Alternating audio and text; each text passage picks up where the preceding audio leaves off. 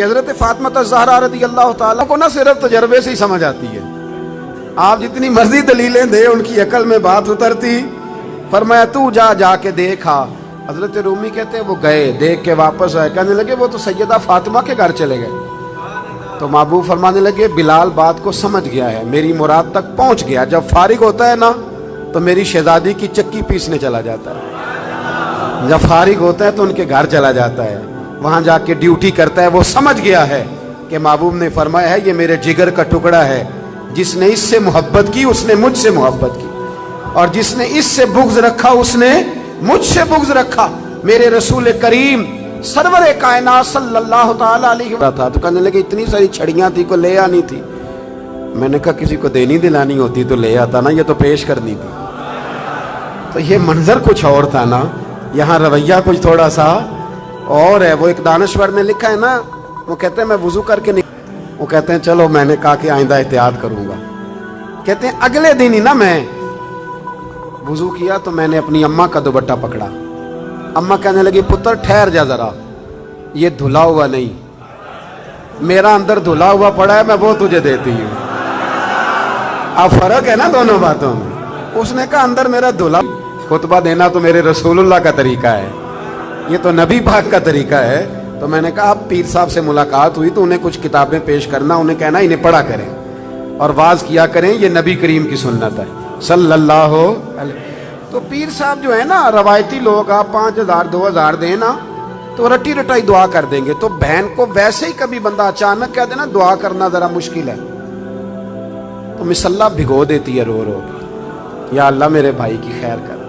7 سمندر پار پہ بیٹھی ہوتی ہے تو اس کا تو بھائی یہ رشتہ ہے نا، یہ ایک رنگ ہے، جو خاص چیز ہوتی ہے وہ آپ دیتے ہیں، خاص چیز، خاص سمجھ لو۔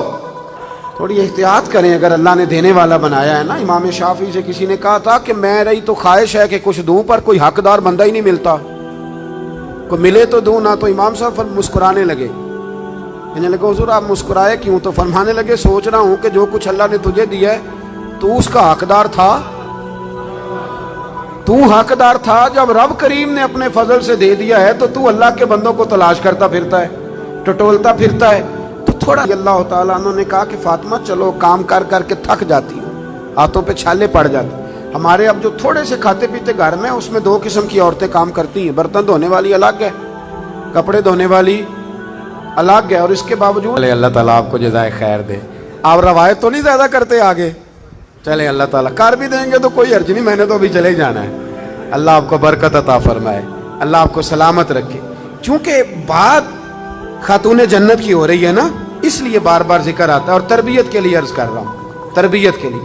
میرے بھائی تھوڑا غور فرمائیں کہ مولا علی شیر خدا نے کہا فاطمہ چلو ایک کنیز لے آتے ہیں۔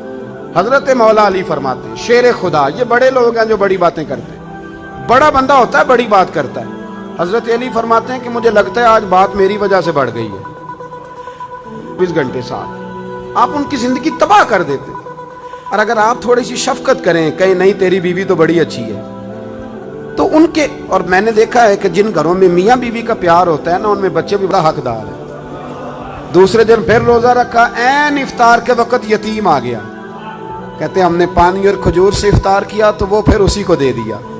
تیسرا دن آیا تو قیدی آ گیا، فرماتے ہیں اسی کو دے دیا۔ 3 روزے گزر گئے پر کھجور اور پانی پہ گزارا رہا، اور میں نے کہا یہ کربلا کا معاملہ حادثاتی نہیں تھا، سیدہ پاک نے شہزادوں کو 3 دن بھوکا۔ اگر یہ سنور گئی تو بڑا کچھ بچ جائے گا، اور اگر یہ نہ سنوری تو بڑا کچھ بنا ہوا بھی بگڑ جائے گا۔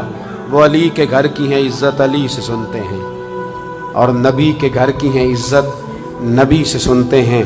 وہ جس نے معزز کیا گھرانے کو، حسین پال کے جس نے دیا زمانے کو۔ اللہ تعالیٰ سمجھنے کی توفیق دے۔ آخر دعوانا الحمدللہ۔